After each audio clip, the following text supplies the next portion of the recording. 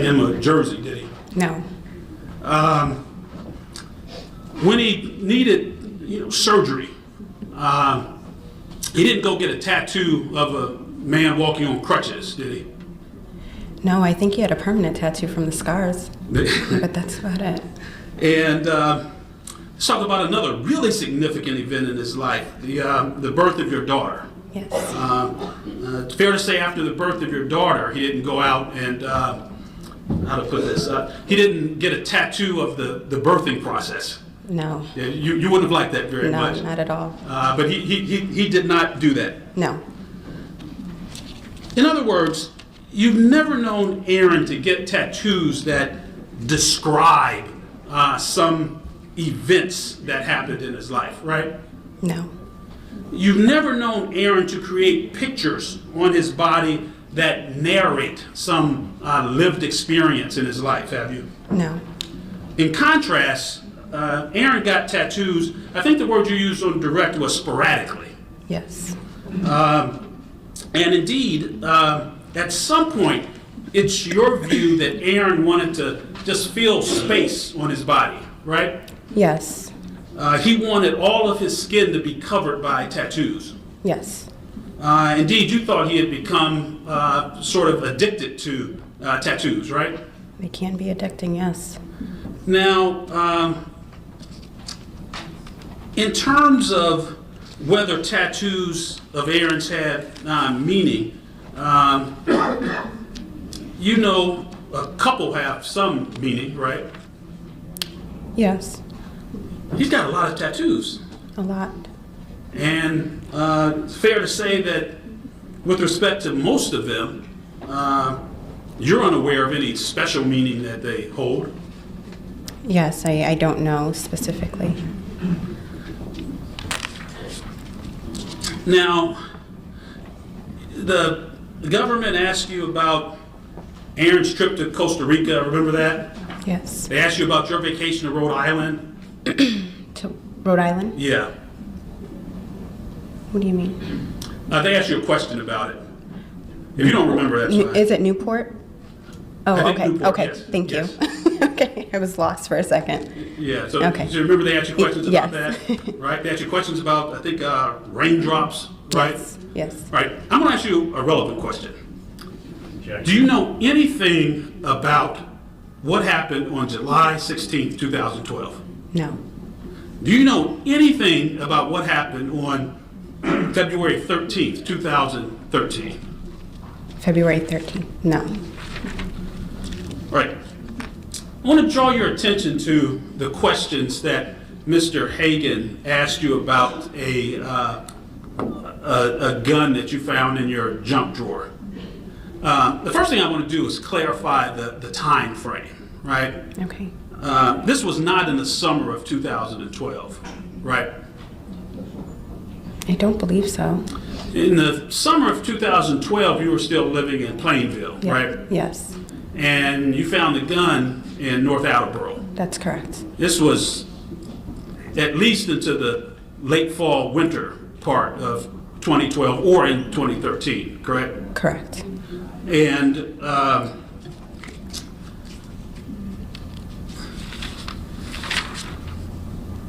when you gave Aaron the look that you didn't like it, then he essentially got rid of it for you, right? Correct. Right. You want to show us the look? No. You know, okay. It's fair to say that couples in long-term relationships recognize the look. Oh, yeah. Now, about these dates in your memory, it's true that there was nothing really special about July 16th, 2012, right? That would stick out in your head. No. So when people started asking you questions about it a year later, there wasn't anything that happened to you or in your life that would have made that day memorable, right? Not from my knowledge, no. So if I asked you what you were wearing on August 13th, 2013. Would you have a present memory of that? No, I wouldn't. And that's because on that date I just picked out, there was nothing special or significant that stuck out in your mind, right? Right. I want to ask you a couple questions about the rental cars. Now, it's not uncommon that Aaron would rent cars, right? That's correct. He would rent a lot of cars, Yes. and he would rent them for long periods of time. Yes. He would drive them sometimes. Yes. He would let friends drive them. Yes. He would let family drive them. Yes. You would drive them. That's correct. And so when you rented a car on the 17th of July 2012, these are the records Mr. Hagan showed you, was that any different than any of the other many times you rented a car? No. May I approach, Your Honor? You may. Ms. Jenkins Hernandez, I'm showing you what's already been marked as Exhibit 193. That is a stack of rental car agreements. You don't have to look in any detail. Can you just finger through it? It's a large stack of rental agreements. It is. All right. I'll come and retrieve it. Does the volume of rental agreements, does this seem consistent with your memory of how often Mr. Hernandez would rent cars? Many, yes.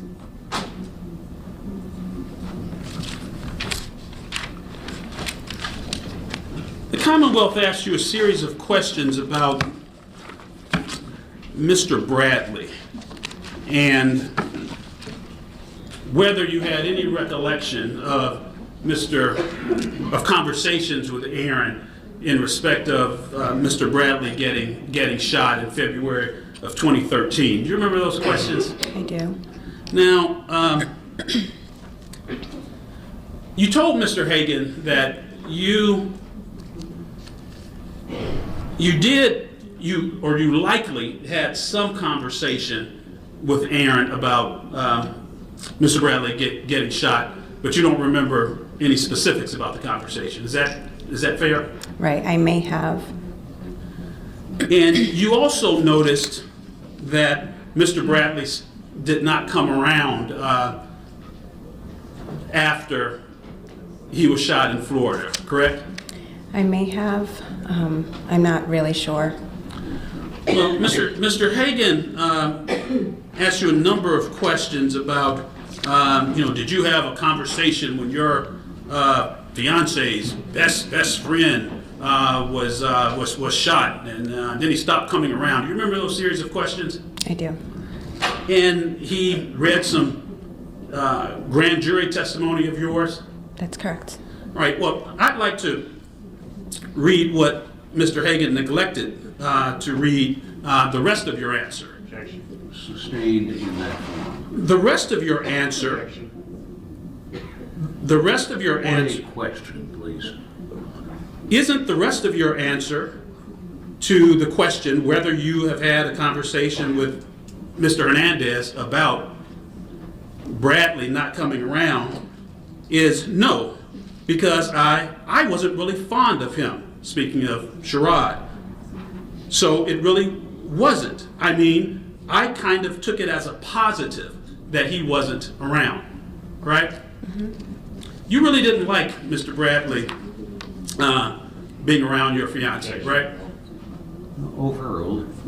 No, I did not. You thought that Bradley was bad news. I did. Overruled. And so, now, as you said, you thought it was certainly a sad thing that anybody got shot, right? Right. But the fact that he was not hanging around your fiance, you thought was a good thing, correct? Correct. Now,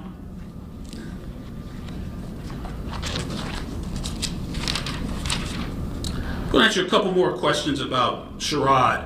And I'm using Sherrod because that's how you knew him, right? That's correct. But you know that Sherrod's full name is Alexander Sherrod Bradley, right? Yes.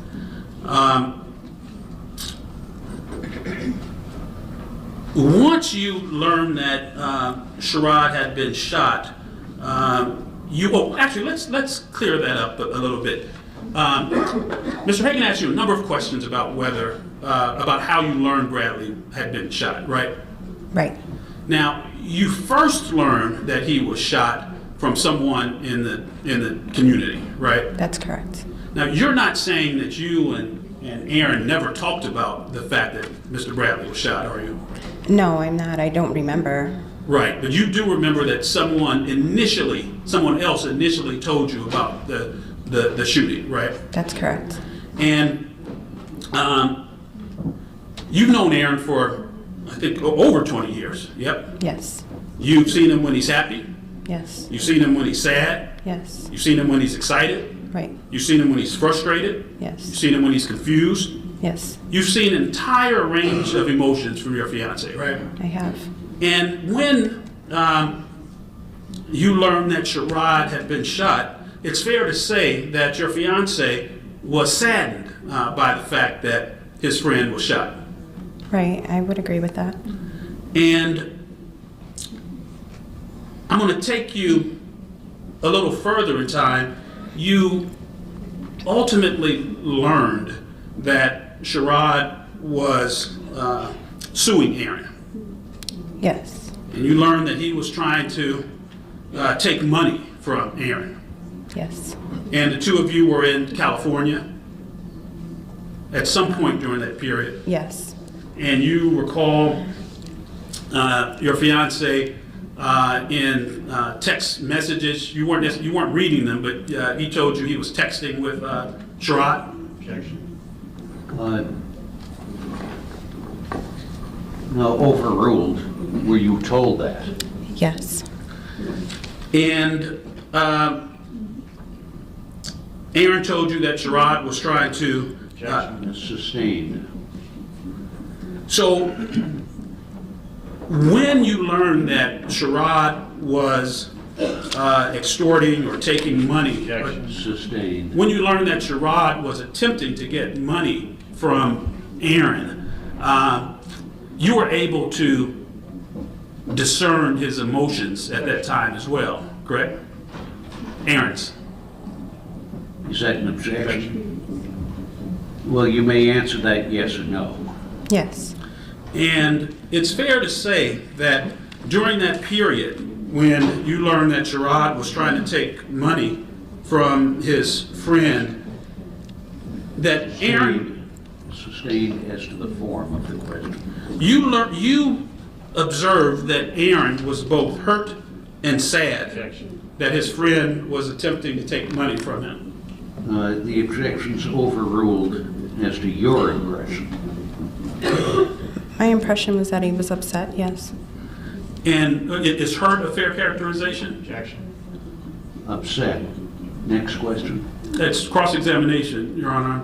I'm attempting to ask a different question.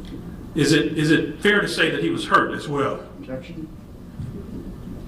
Sustained in that form.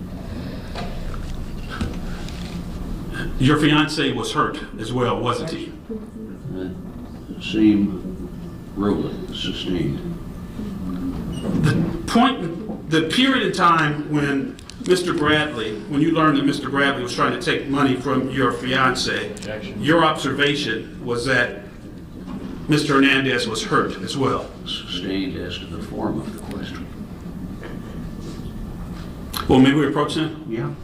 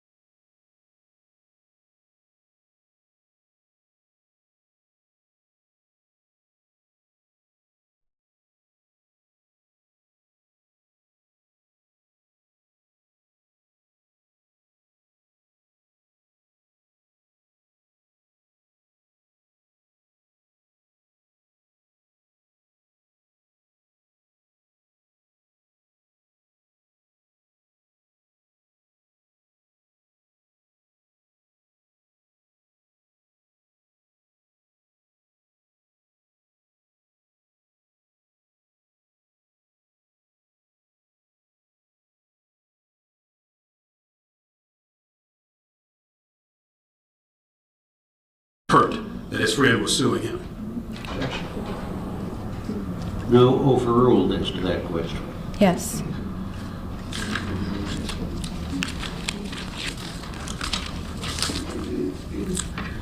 Almost out of here. I want to ask you just a couple of questions about when you returned from your trip on the morning of the 16th of July, 2012. Okay. So you flew into the airport. Yes. Correct? Yes. A car service picked you up from the airport. That's correct. And did you go back to your house? I may have. At some point, you became aware that you could not get into your house, right? That's correct. And by your house, we're talking about the Plainville, Massachusetts townhouse, right? Right. And you couldn't get in because you learned that Aaron did not have his keys, correct? Right. And he kept his keys on his keychain. Yes. He kept his apartment keys or condo keys on his keychain, correct? Yes. And on that same keychain, he kept his car keys, correct? Yes, all together. And he did not have his keys, correct?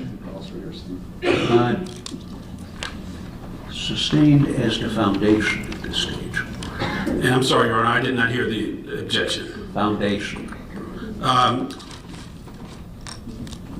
And which question is sustained?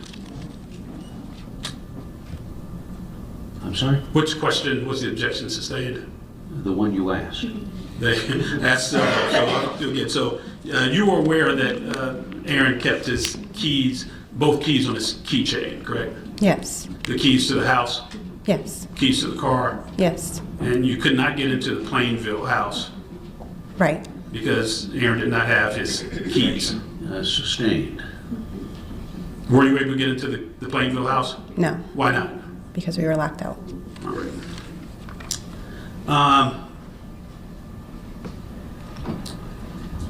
And where did you stay? I believe we stayed in the hotel. So you stayed in a hotel the night of the 16th. Yes. The following morning, the 17th of July, that's when you rented a car. That's correct. And you did not find that to be unusual. No. You didn't find that to be unusual. You had rented cars on Tuesdays before, presumably. I would imagine, yes. You rented cars on all days of the week. Right. And this was just another day where you rented a car. Yes. The Commonwealth put up a picture of your home in North Attleboro. Yes. Do you remember that? I do. And it's a beautiful home. Congratulations on that home. To the best of your knowledge, nobody gave Aaron that house, did they? Objection. No, if you know, you can No. answer. No.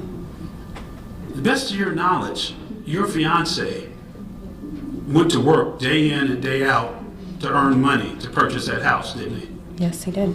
To the best of your knowledge, your fiance put his body at risk day in and day out to earn an income for that home, correct? Overruled. Yes. To the best of your knowledge, your fiance even put his risk potential concussions in the NFL in order to work to earn that house, correct? I mean, to earn the money to buy that house, correct? Counsel, I'm not sure this witness would be qualified to testify on that point. He worked every day, right? Objection, asked and answered. Overruled. Yes.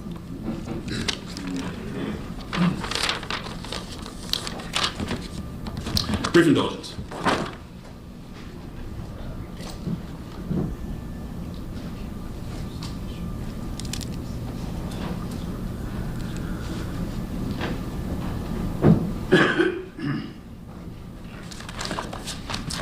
Thanks so much. Thank you.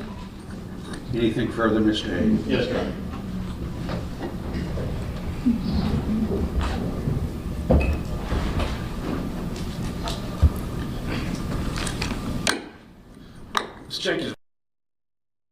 cross-examination today, you indicated that you really had no memory of where you were on July 16, 2012. Isn't that right? I said I didn't recall. You didn't ask me specific questions. Well, you didn't recall whether or not you were even in Florida or Massachusetts until you were shown a document, right? Correct. And you didn't remember why you were in Florida or what you were doing, right? I don't think that's accurate. I said I was on vacation. What did you do? What did I do in Florida? Yes. Relax. Do you remember something specific you did? Sat by the pool, the beach. But that particular date, and even when I showed you the phone call received at 2:37 in the morning, you didn't remember getting that phone call, right? No. But on cross-examination, you remember getting home on July 16, 2012? Yes, I remember my flight and I remember the arrangements. Yes, I You did. remember the exact date? Well, not the exact date, but I remember the arrangements and everything falls into place. How do you remember the arrangements if you didn't even remember you were in Florida? I'm not understanding. Well, do you recall being asked in the grand jury where you were on July 16, 2012? I don't, but I don't remember you asking me specific questions following the date. Was it fair to I state- believe Mr. Sullivan did ask me questions following the date. But didn't you testify both on direct examination and in the grand jury that you didn't remember the specific date of July 16, 2012? Not the date, no, but the events are something different. Would being in Florida qualify as an event with you? Yes, and I said that I wasn't sure if I was there or in Massachusetts, Well, which Ms. Jenkins, we can go to your grand jury if you'd like, but when you testified in the grand jury, did you even remember you were in Florida at all? I don't remember. We can go to my testimony, absolutely. Well, do you remember not even knowing if you were in Florida in the grand jury? I don't remember. Like I said, we can go to the testimony.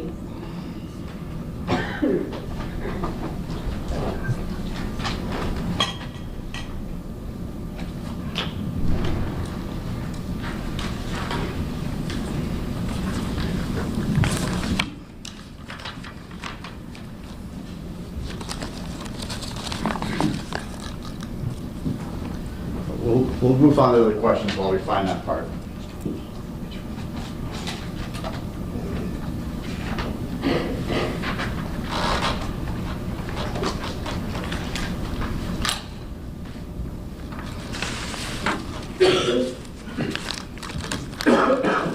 All right, put your witness on. You may. Page 28.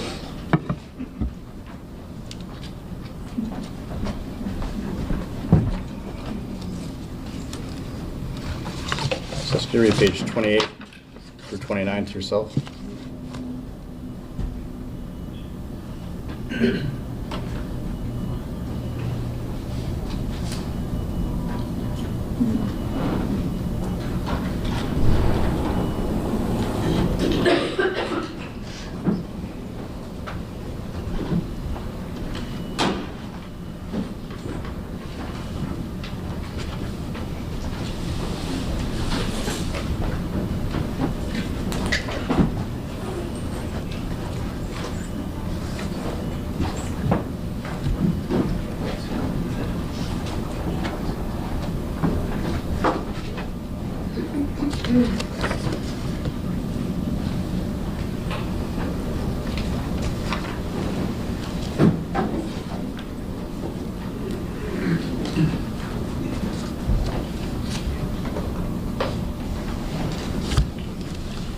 That refresh your memory as to whether or not you even remembered being in Florida when you testified in the grand jury in 2013. It does, but like I said, you didn't. Well, no, just, my question is, Objection, Your Honor, interrupting the witness. Well, the question called for a yes or no. Does that refresh your memory? Well, with the paper, it doesn't refresh my, I mean, that was a long time ago. So I really don't know what to tell you. when you testified in the grand jury was a long time ago, Yes, but it was closer in time to July of 2012, correct?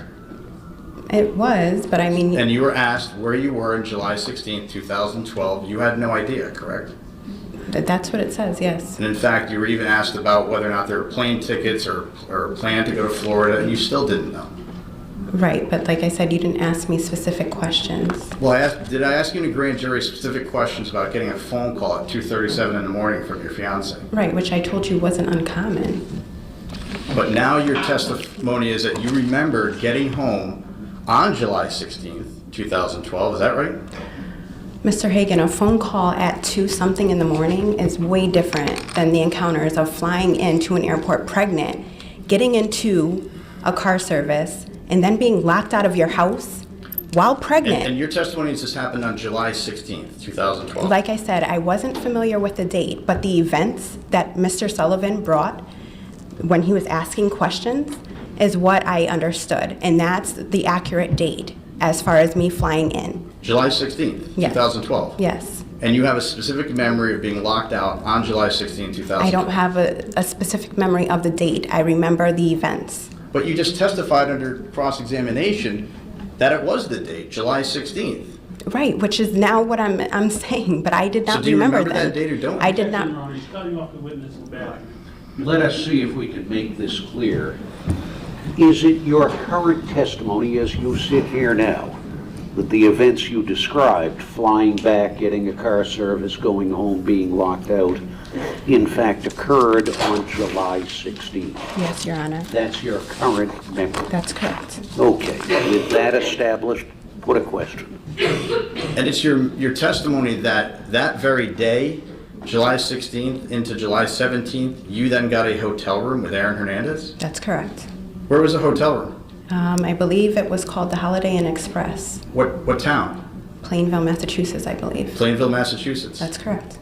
So on July 17th, 18th, and 19th, Aaron Hernandez would not have been in Bristol, Connecticut, right? I don't know. I can only account for that time.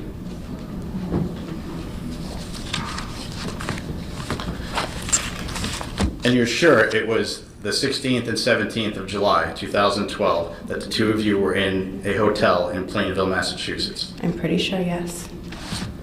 And he was not in Bristol, Connecticut or Hartford, Connecticut at that time? Not from my knowledge, unless he's a clone.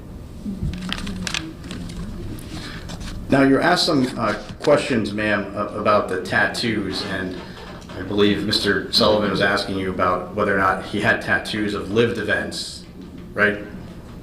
Right, And you said no, is that correct? right. The death of his father, that takes up half of his right arm, would you consider that a lived event? A tribute, I don't know if I would consider it the same thing.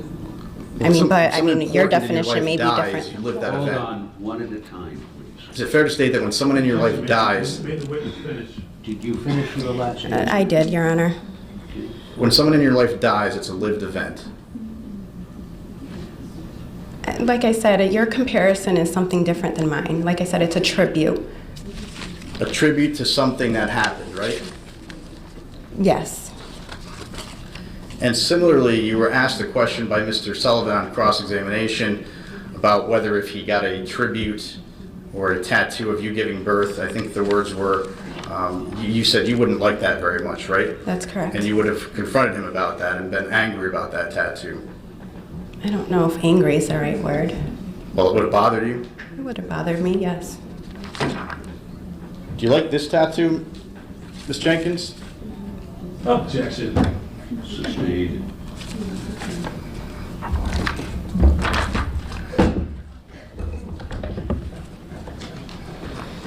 And Ms. Jenkins, calling attention to tattoos, exhibit 256. Have you seen that? Objection. Overruled. I'm sorry, I can't see it.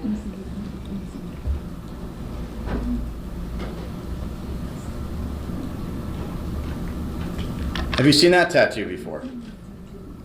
I have. You have? Well, you're showing it to me now.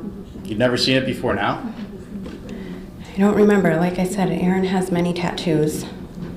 So you don't remember ever seeing this tattoo? Objection. She just said I don't remember. Put another question. Did you ever have a conversation with Aaron Hernandez about this tattoo? Not that I could recall. What about exhibit 258, this tattoo? Objection. No, overruled. Do you remember that tattoo? Do I remember it? Not necessarily. Well, what does that mean, not necessarily? I don't remember it. Like I said, he has many tattoos. But weren't you just commenting to Mr. Sullivan on cross-examination that his tattoos didn't describe any lived events? Objection. Sustained.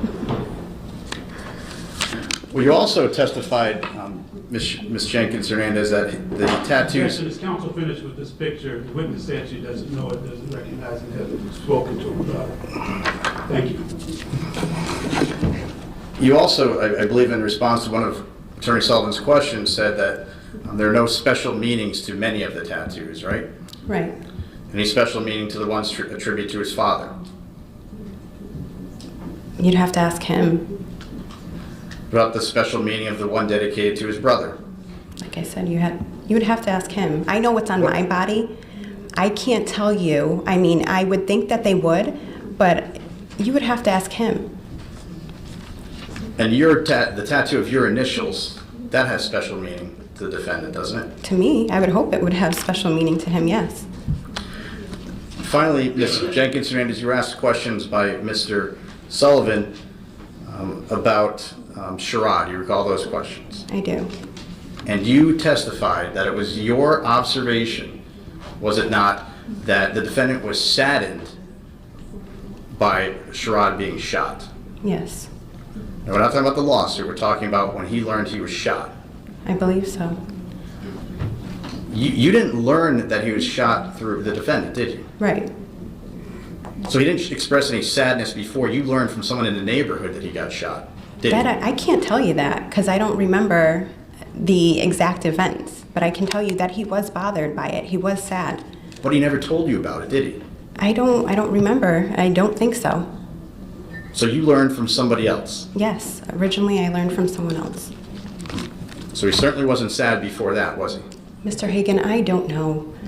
Did he I ever couldn't call? tell you. Did he ever? Objection. Cutting the witness off again. I'm done, Your Honor. What a question. And he was saddened because Alexander Bradley was a close friend, right? I would assume yes, one.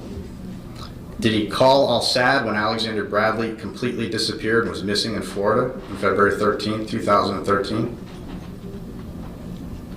Did he tell you about that? I don't know. I have no further questions. Sullivan, anything else? You approach? You may. So, you remember Mr. Hagan asking you a question about how you remember the 16th versus the 17th? Right. And you remember it because I talked to you about specific events, correct? Yes. And one specific event that you remembered was you and Aaron renting a car on the 17th, correct? That's correct. Right. I'm handing you an enterprise rental agreement from the 17th of July, 2012. Do you recognize this as being the car you and Aaron rented on the 17th of July? With the dates, it looks like it. So, may I have this marked, please? Sorry, I didn't have that. Is that not one of the exhibits? It's within the records, Your Honor. So, I would 193? Yeah. So, once I was able to refresh you that you rented a car on the 17th, you recall coming in the day before, right? Right. And being locked out of the house. Right. 17 minus 1 is 16, right? Yeah. So you were able to figure that that was the day before that you came in, Right. right? Now, when I initially just threw dates out at you, you couldn't remember, right? Right. I said July 16th, July 15th, July 14th. Those days didn't have a particularized meaning, correct? No. It wasn't until I reminded you with various documents about dates, right? Correct. May I approach? You may. I am showing you a receipt when you checked out of the it says HI Express, that's Holiday Inn Express, right? Right. I'm showing you your checkout of the 17th of July, right? Right. So if you checked out on the 17th of July, right? Yes. And you came in to Boston on the 16th of July, right? Right. That means that you checked in on the 16th of July. That's correct. So when you say that I asked you about events, is that what you meant? Yes, exactly.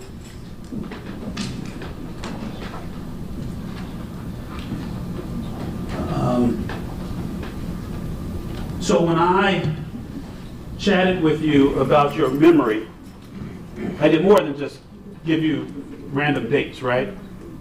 Right. I talked to you about your bank records, Right. right? And that helped you put together an event and a date. Oh, yeah, puzzled things together, yes. Just 1 second.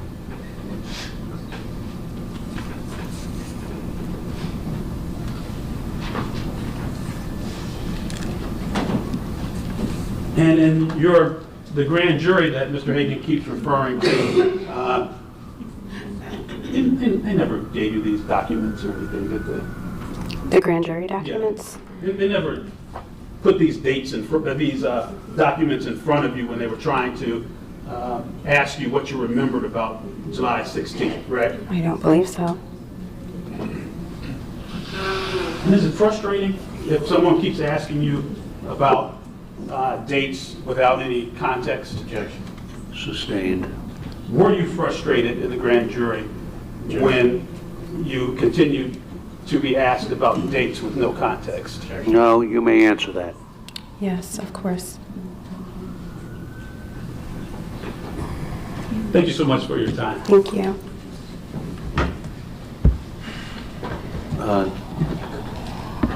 Okay, thank you. Thank you. So you may step down. Watch your step, please.